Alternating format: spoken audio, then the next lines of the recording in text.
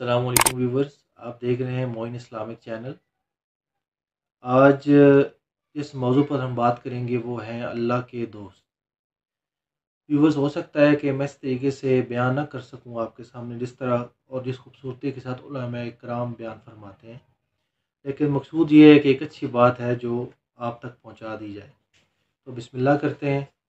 اللہ کے دوست، صحیح بخاری کی روایت ہے کہ اللہ ارشاد فرماتا ہے، جس نے میرے ولی کے ساتھ عداوت رکھی، میرا اس کے ساتھ اعلان جنگ ہے۔ تو پھر یہ کتنا حساس معاملہ ہو گیا جب ولی کی عداوت، ولی کی دشمنی اللہ سے دشمنی قرار پائی کہ اب اس کے ساتھ میرا اعلان جنگ ہے۔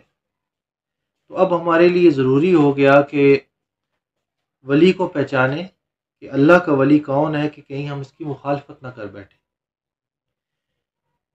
اور ہم اللہ جل شانہ ہو کہ قہر و غضب کا شکار نہ ہو جائیں۔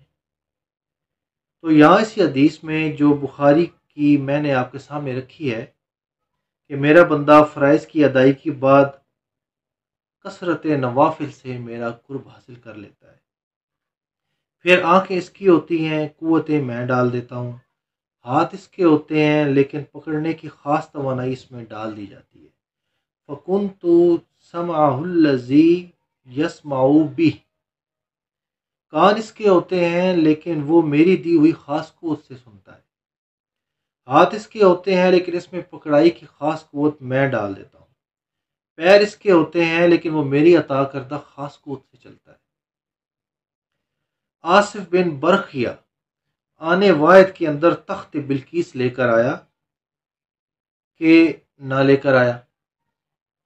قرآن نے بیان کیا ہے، آنے واحد میں ایک مہینہ جاتے ہوئے لگتا ہے اور ایک مہینہ آتے ہوئے لگتا تھا۔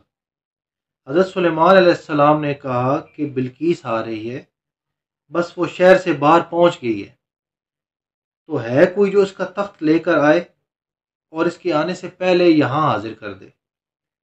اور وہ تخت مکفل کر کے آئی تھی اور وہ 60 ہاتھ چوڑا، 80 ہاتھ لمبا اور کئی ہاتھ موٹا تھا۔ تو کہا کہ کوئی ہے جو اس کے آنے سے پہلے لے آئے۔ ایک جن کھڑا ہو گیا، ہاں جی حضور میں لے کر آتا ہوں۔ پوچھا گیا کب لاؤ گے؟ عرض کی کہ حضرت مجلس برخاست ہونے سے پہلے پہلے تخت آ جائے گا۔ یہ بڑی بات تھی۔ عرض کی کہ حضرت، لیکن حضرت سلیمان علیہ السلام نے فرمایا کہ نہیں، مجھے اس سے بھی پہلے چاہیے۔ کیا شان ہے، اللہ کے پیغمبر تھے۔ تو کہا کہ تجھے اس سے پہلے بھی چاہیے، تو پھر کیا ہوا؟ قرآن پاک پڑھتے ہیں، قول الذی عندہ علم من الکتاب، جس کے پاس کتاب اللہ کے علم کا کچھ حصہ تھا۔ زبور ساری کا عالم نہیں تھا، زبور کی کچھ آیتوں کا عالم تھا۔ اس نے کہا آنا آتی کبھی، جی حضور میں لے آتا ہوں۔ یہ تو دوپہر تک لا رہا ہے، تم کب لاؤ گے؟ حضرت سلیمان علیہ السلام نے اس شخص سے فرمایا، تو قبل ان یرتد الیک طرفک، آپ آنکھ بعد میں جھپکیں گے، تخت پہلے پڑا ہوگا۔ یہ قرآن نے کہا ہے۔ تو ابھی حضرت سلیمان علیہ السلام نے آنکھ جھپکی نہیں تھی تو تخت سامنے پڑا تھا۔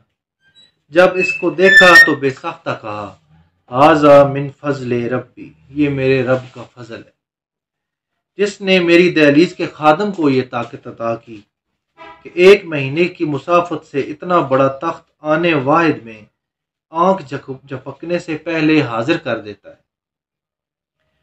آنا آتی کا بھی، یہ لفظ سنیے، آنا میں، آتی کا آتا ہوں، بھی اس کو ساتھ لے کے، یعنی میں ابھی گیا اور ابھی آیا اور تخت بھی لے کر آیا، اور وہ وہاں سے غائب بھی دکھائی نہیں دیا اور تخت بھی وہاں موجود تھا۔ اور حضرت سلیمان علیہ السلام نے فرمایا کہ یہ میرے رب کا فضل ہے، اور اس کہانی کو میرے رب نے قرآن میں فرمایا۔ جو کرامات پچھلے انبیاء علیہ السلام کی امتوں کے اولیاء کرام کو حاصل تھیں، وہ اس امت کے اولیاء کرام کو بھی حاصل ہو سکتی ہیں۔ جس طرح حضور نبیوں میں افضل ہیں، حضور کی امت باقیوں کی امت سے افضل ہے۔ اور حضور پاک صلی اللہ علیہ وسلم کی امت کے اولیاء کرام باقی امت کے اولیاء کرام سے افضل ہیں، تو ان کی یہ کرامت ہو سکتی ہے کہ آنے واحد میں تخت بلقیس لا سکتے ہیں، تو اگر اس امت کے کسی ولی کی ایسی کرامت بیان کی جائے تو اس کی طبیعت میں بے چینی کیوں پیدا ہو جاتی ہے؟ تو یہ تو حضرت سلیمان علیہ السلام کی امت کے ولی کو اللہ نے کمال دیا ہے، تو محمد عربی کے غلام کو کیوں نہیں دیا جا سکتا؟ تو حضرت شاہ نقشبند بخاری علیہ رحمہ کا ذکر کیا جاتا ہے کہ جب آپ کی خادمہ کو اور آپ سے عقیدت کا دم بھرنے والی خاتون کو کابل میں محل کی چھت سے دھکا دے دیا گیا، اور جب وہ نیچے پہنچی تو حضرت شاہ نقشبند بخاری علیہ رحمہ نے اس کو آسانی سے زمین پر رکھ دیا، تو حضرت حیرت سے آنکھیں پھٹی رہ جاتی ہیں اور پوچھتی ہیں کہ آپ کب آئے؟ آپ تو بخارے میں تھے۔ تو برجستہ بولے، تو از چبارہ آمدی من از بخارا آمدن، تو چبالے سے چل پڑی تھی، میں بخارے سے چل پڑا تھا۔ تو یہ حضور کے غلاموں کی شان ہے، اور یہ کوئی بعید نہیں۔ باقی رہی بات عقل کی کہ عقل نہیں مانتی، تو معجزہ اور کرامت ہوتے ہی وہی ہیں جو عقل انسانی کو عاجز کر دے۔ جو عقل میں آ جائے وہ تو فن ہوگا۔ ما یوجز بہل عقل، عقل کی جہاں پہنچنا ہو جو ظاہری اسباب سے ماورا ہو، جو چیزیں ما فوق الفطرت ہو، تو انہیں ہی تو کرامت، قدرت یا معجزہ کہا جاتا ہے۔ اور اگر وہ عقل، فہم اور ادراک میں آ جائیں تو جو ہے وہ کہا ہو اور اس کی نظیر ہمارے پاس قرآن میں موجود ہے۔ تو اب اللہ کا ولی کون ہوگا؟ حضور علیہ السلام سے پوچھا گیا۔ ابن مردوی اور باقی لوگوں نے روایت کیا کہ حضور ولی کون ہے؟ تو حضور علیہ السلام نے ارشاد فرمایا، اذا رأوا ذکر اللہ، جس کو دیکھو خدا یاد آ جائے، جس کو دیکھنے سے رب یاد آ جائے، جس کی صحبت میں بیٹھ کر رغبت دنیا کم ہو اور رغبت آخرت بڑھ جائے، اور اس کی صحبت غنیمت سمجھو۔ قرآن نے ولی کی جو علامت بیان فرمائی ہے وہ یہ ہے، الذین آمنوا وکانوا یتقون، یعنی ولی کی جو علامتیں ہیں وہ ایمان اور تقوی ہے۔